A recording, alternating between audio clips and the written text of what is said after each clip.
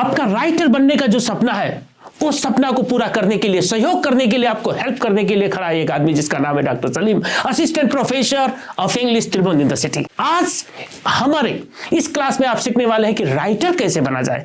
Writer बनने के लिए सबसे पहले आपको जानना होगा कुछ चीजें, जिस चीज के जरिए से आप राइटर बन सकते हो। कुछ टेक्निक्स हैं, कुछ टूल्स हैं जो आपको इंपावर करेंगे, आपको कैपेबल बनाएंगे और आप राइटर बन सकते हो। राइटिंग के शुरुआत में कुछ डर होता है, उस डर पे हमें विजय प्राप्त करना है, डर को हमें भगाना है। डर भगा सकते हो तभी आप राइटर बन सकते हो। देखो, पहला काम क्या करना है आपको कि आपको अपने राइटिंग सिचुएशन को जानना है। आपका राइटिंग सिचुएशन क्या है, क्या क्या चीजों को आपको अपने दिमाग में रखना है जिसके जरिए से आप राइटर बन सकते हो मेरे मित्र।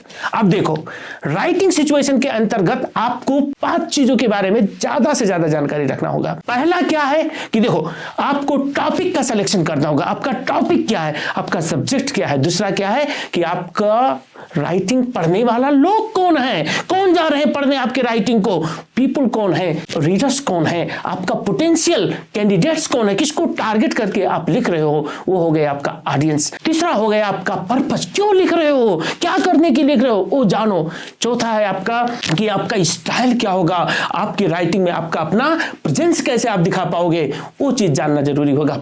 5वां चीज है आपका कंटेक्स्ट क्या होगा, वो कंटेक्स्ट किस कंटेक्स्ट में होकर के आप लिख रहे हो। ये 5 चीज को यदि आप जान सकते हो, एक अच्छा राइटर बन सकते हो मेरे मित्र। अब देखो, मैं एक एक करके आपको बताने वाला हूं कि आप एक अच्छा टॉपिक कैसे सेलेक्ट कर सकते हो, आपका ऑडियंस कौन हो सकता है, आपका पर्पस क्या है और आपका स्टाइल क्या होगा, आप किस कंटेक्स्ट में होकर के लिख रहे हो। देखो, टॉपिक सिलेक्शन करने का बात है। जब टॉपिक सिलेक्शन करने का बात आए तो आपको पहले ये सोचना है कि मैं वो टॉपिक चूज करूं जिस टॉपिक में मैं इंटरेस्टेड हूं, मुझे मजा आता है, फन मिलता है, प्लेजर मिलता है। यदि आप उस टॉपिक पे लिखना शुरू करोगे तो इनिशियल फेज में, शुरुआती दौर पे आप अच्छा ज्यादा से ज्यादा अच्छे तरीका से लिख सकते हो।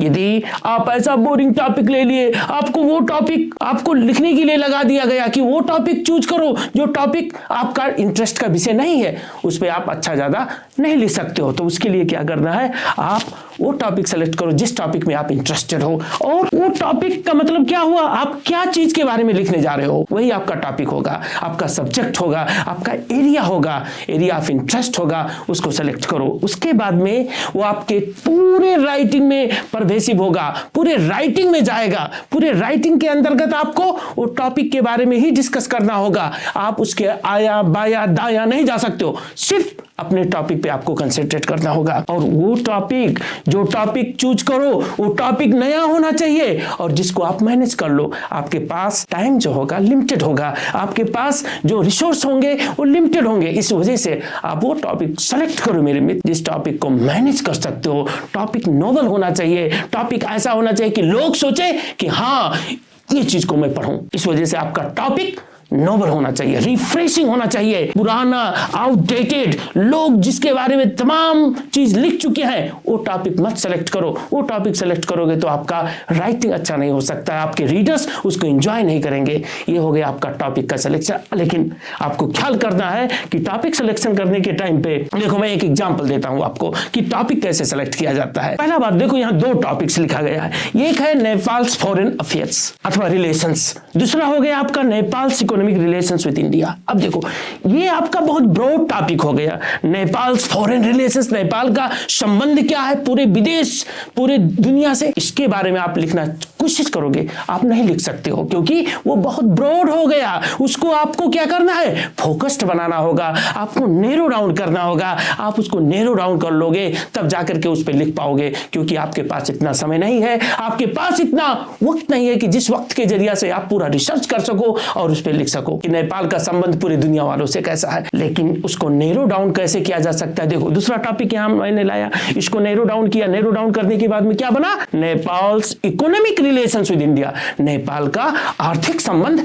भारत से कैसा है। ये चीज पर यदि आपको फोकस करके आप लिखना चाहोगे तो लिख सकते हो, क्योंकि ये उससे क्या है नेरोड है, उससे क्या है छोटा है। इस पे यदि आप करना चाहोगे तो इस पे मटेरियल पा सकते हो, इस पे आप क्या है इंफॉर्मेशन पा सकते हो, गूगल के जरिए पा सकते हो, और तमाम तरीका है, किताब पढ़ करके पा सकते हो। और नेपाल और भारत का आर्थिक संबंध कैसा है इस पे आप काम कर सकते हो। ये अच्छा बेहतर टॉपिक हो सकता है आपको लिखना यदि है तो। यदि आप इस पे लिखना चाहोगे तो ये ज्यादा टाइम लेगा, ये मैनेज करना मुश्किल हो सकता है आपके लिए, नहीं कर पाओगे ऐसा नहीं है, लेकिन ये ज्यादा ब्रॉड है। तो बेहतर क्या होगा, हमें ऐसा टॉपिक सिलेक्शन करता होगा जिस टॉपिक पे हम काम कर सके, बेहतर तरीका से लिख सके। ये हो गया टॉपिक सिलेक्शन। टॉपिक सिलेक्शन के बाद में हमें दूसरा काम क्या करना है उस पे गौर करो। हमारे पढ़ने वाले लोग कौन हैं उनको भी दिमाग में रखो। उनको कंसीडर नहीं करोगे और लिखना शुरू कर दोगे तो आपका राइटिंग कौन पढ़ेगा, आपका टारगेट कम्युनिटी कौन है, टारगेट ग्रुप कौन है, कौन जा रहा है आपके राइटिंग को पढ़ने के लिए,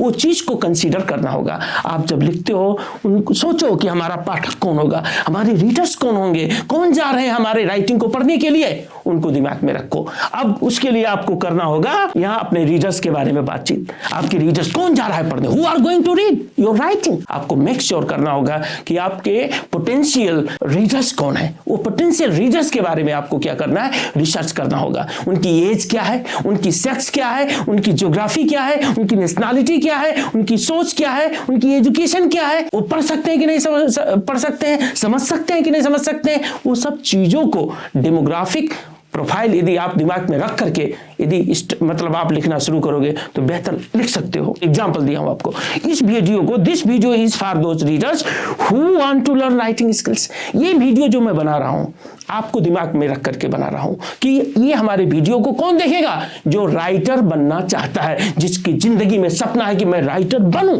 वो जाकर के राइटिंग स्किल्स हमारे इस वीडियो के जरिए से सीख सकते हैं। वो मेरे टारगेट रीडर हो गए। वैसे आपको यह तय करना है कि मेरे राइटिंग को कौन पढ़ेगा, आपका टारगेटेड रीडर्स कौन है, वो श्योर करोगे, मेक श्योर, तब जाकर के आप राइटिंग शुरू करो। और राइटिंग जब शुरू करोगे तो आप इंजॉय कर सकते हो, अच्छा राइटिंग लिख सकते हो, अच्छा राइटिंग प्रोड्यूस कर सकते हो मेरे मित्र। अब तीसरा चीज क्या है, तीसरा कंपोनेंट क्या है, तीसरा चीज क्या है जो आपको जानना है, इसके लिए है व्हाई। आप क्यों लिख रहे हो, मैं यहां बोल रहा हूं, क्यों बोल रहा हूं आपको जानना है। मैं क्यों बोल रहा हूं, क्योंकि मैं अपने बातों को आप तक पहुंचाना चाहता हूं। मैं राइटिंग पे इंफॉर्मेशन ही नहीं सिर्फ दे रहा हूं, मैं आपको मोटिवेट भी कर रहा हूं कि आप राइटर बन सकते हो। ये मेरा मोटिवेशन जो है, ये क्या है, मेरा पर्पस है। ये वीडियो बनाने के पीछे पर्पस क्या है, इंफॉर्मेशन प्लस मोटिवेशन दोनों है। वैसे आप जब राइटिंग प्रोड्यूस करोगे, लिखना शुरू करोगे, आपको यह जानना है कि मैं क्यों लिख रहा हूं। मैं लोगों को मोटिवेट करना चाहता हूं, कि लोगों को इंफॉर्म करना चाहता हूं, कि लोगों को किसी चीज के बारे में उनको परसुएट करना चाहता हूं, उनको कन्विंस करना चाहता हूं, या उनको एंटरटेन करना चाहता हूं। मैं क्या उनको आनंद देना चाहता हूं लिख करके, वो भी पर्पस हो सकता है। तो पर्पस क्या है, क्यों लिख रहे हो, आपको ये क्लियर करना होगा। राइटिंग सिचुएशन के अंतर्गत ये आता है कि पर्पस क्या है, ऑब्जेक्टिव क्या है, आप क्यों लिख रहे हो, गोल क्या है, मकसद क्या है। भाई जानो, मकसद जानो। जब मकसद जानोगे तब जाकर के आप अच्छा लिख सकते हो, आप अपने रीडर्स को संतुष्ट कर पाओगे, क्योंकि मकसद बहुत बड़ी चीज है मेरे मित्र। पर्पस जानना बहुत जरूरी है। पर्पस नहीं जानोगे, उद्देश्य नहीं जानोगे, मैं क्यों यहां आया हूं, मैं क्यों बोल रहा हूं, ये मुझे जानना जरूरी है। ऐसे आपको भी जानना जरूरी है कि आप क्यों लिख रहे हो। जब जानोगे तब अच्छा लिख सकते हो। और जानने के बाद में आपको नेक्स्ट चीज क्या जानना है, आपका स्टाइल क्या है। स्टाइल का मतलब क्या होता है, आप कैसा वर्ड्स का सिलेक्शन करते हो। स्टाइल का मतलब है हाउनेस, आप किस तरह से लिख रहे हो। जैसे मैं बोल रहा हूं, बड़ा इनर्जेटिक होकर के बोल रहा हूं, बड़ा फास्ट बोल रहा हूं, क्यों बोल रहा हूं, क्योंकि मेरा स्टाइल है, ये मेरा स्टाइल है बोलने का, मैं दूसरे को कभी नहीं कर सकता हूं। इसमें आपका जब राइटिंग लिखोगे, कोई चीज लिखोगे, तो उसमें आपका प्रेजेंस होना जरूरी है, आपका यूनिकनेस होना जरूरी है, आपका पार्टिसिपेशन होना जरूरी है। आप वहां दिखो कि मैं हूं, मेरा राइटिंग पढ़ करके दुनिया जान जाए कि ये आदमी लिख रहा है। डॉक्टर सलीम को पहचानने के लिए डॉक्टर सलीम का यदि कोई राइटिंग पढ़ता है तो समझ जाएगा, हाँ डॉक्टर सलीम ने लिखा है। तो कैसे पहचानेगा, वो पहचानने वाला काम करवाना है आपको, वही आपका स्टाइल होगा मेरे मित्र। अब स्टाइल कैसे डेवलप किया जाता है, आपका वर्ड सिलेक्शन से मालूम होता है कि आपका स्टाइल कैसे होगा। कैसा वर्ड्स का सिलेक्शन करोगे, क्या क्या शब्दों को आप चयन करोगे अपने राइटिंग के अंतर्गत, वो जानना जरूरी है। स्ट्रक्चर क्या होंगे आपके सेंटेंसेस के, आपके पैराग्राफ का स्ट्रक्चर क्या होगा, लंबा पैराग्राफ लिखोगे कि छोटा छोटा पैराग्राफ लिखोगे, आपका सेंटेंसेस का स्ट्रक्चर क्या होगा, कंप्लेक्स सेंटेंस होगा कि सिंपल सेंटेंस होगा कि कंपाउंड सेंटेंस होगा, वो जानना जरूरी है। उससे आपका स्टाइल रिफ्लेक्ट होता है, दिखता है आपके राइटिंग के जरिए, और उसी हिसाब से आपको ये देखना है कि आपका वॉइस क्या है।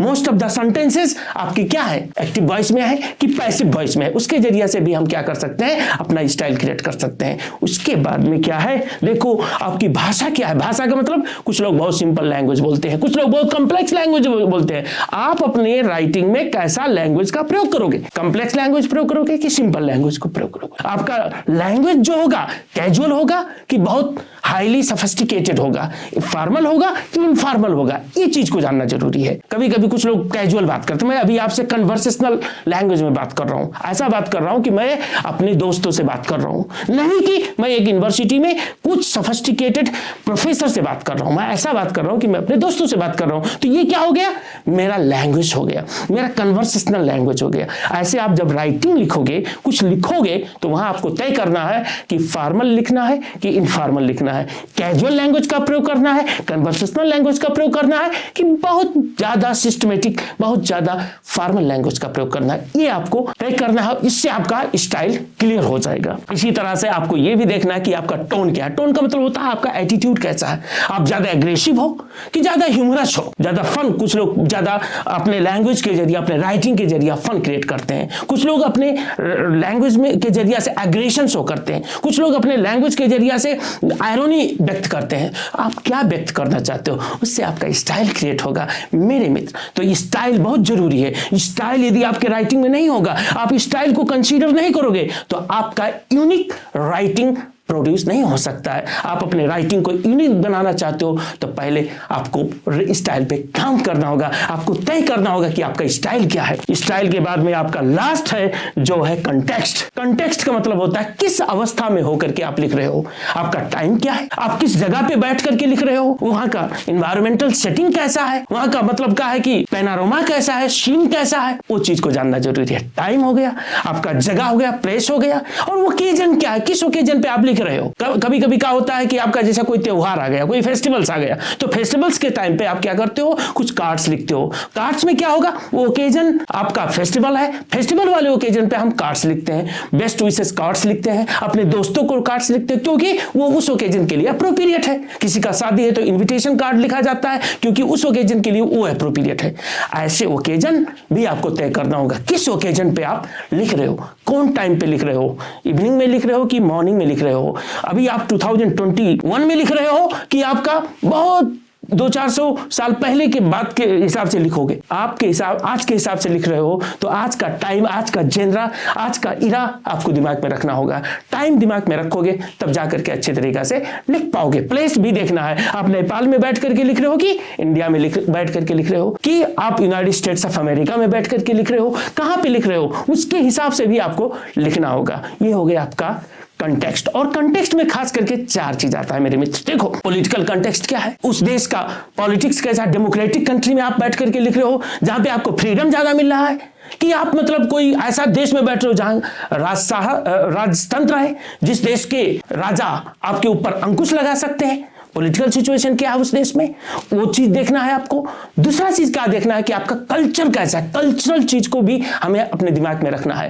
कुछ ऐसे सोसाइटी है जहां का कल्चर ऐसा हो सकता है कि वहां आपको हर तरीका से हर शब्द को आप नहीं बोल सकते हो, हर वर्ड्स को प्रयोग नहीं कर सकते हो, तो वैसे जगह पे आपको कल्चर को भी दिमाग में कंसीडर करना होगा। सोसाइटी कैसा है, सोसाइटी के लोग कितना ओपन है, कितना हाईली एजुकेटेड है, बहुत ज्यादा एजुकेटेड लोग हैं कि कम एजुकेटेड लोग हैं, कि मतलब एजुकेशन को ज्यादा महत्व देते हैं कि नहीं देते हैं, माने वो सोसाइटल कंडीशन भी देखना है। सोसाइटी में ज्यादा लोग धनी लोग हैं कि गरीब लोग हैं, ये भी चीज सोसाइटल बात आता है, सोसाइटी से रिलेटेड चीज है, इसको भी दिमाग में रखना होगा। और आपको साइकोलॉजिकल एस्पेक्ट को भी कंसीडर करना होगा। जब कंटेक्स्ट का बात आप करोगे, साइकोलॉजी कैसा है, लोगों का सोच कैसा है, लोगों का एटीट्यूड कैसा है, लोगों का पर्सनालिटी कैसा है, लोगों के अंदर डर है कि लोगों के अंदर हैप्पीनेस ज्यादा है, क्या है, वो साइकोलॉजिकल एस्पेक्ट को भी आप यदि ख्याल करते हो, वो भी कंटेक्स्ट के अंतर्गत ही आता है। यदि आप ये 5 चीजों को कंसीडर कर सकते हो, तभी एक राइटिंग सिचुएशन क्रिएट होता है। वो राइटिंग सिचुएशन को आप कंसीडर करोगे तब आप अपना लिखना शुरुआत करोगे तो अच्छा लिख सकते हो। लिखने के लिए आपको राइटिंग सिचुएशन को कंसीडर करना होगा और ये 5 चीजों को आपको अपने दिमाग में रखना होगा। पहला है टॉपिक, दूसरा है रीडर्स, तीसरा है पर्पस, चौथा है स्टाइल और पांचवा है आपका कंटेक्स्ट। ये 5 चीज में यदि आप माइंडफुल हो तो आप अच्छा लिखाई का शुरुआत कर सकते हो। मेरे मित्र, आज के लिए इतना ही। Thank you. हमारे वीडियो को आप शेयर करो, लाइक करो, कमेंट करो मेरे दोस्त, अपने विचारों को रखो और इसको सब्सक्राइब भी करो। डॉक्टर सलीम वाले चैनल को सब्सक्राइब करो। मुझे विश्वास है आप सब्सक्राइब करने वाले हो, क्योंकि आपको मैं बहुत सारा वीडियोज अच्छे अच्छे टॉपिक्स में देने वाला हूं। Thank you.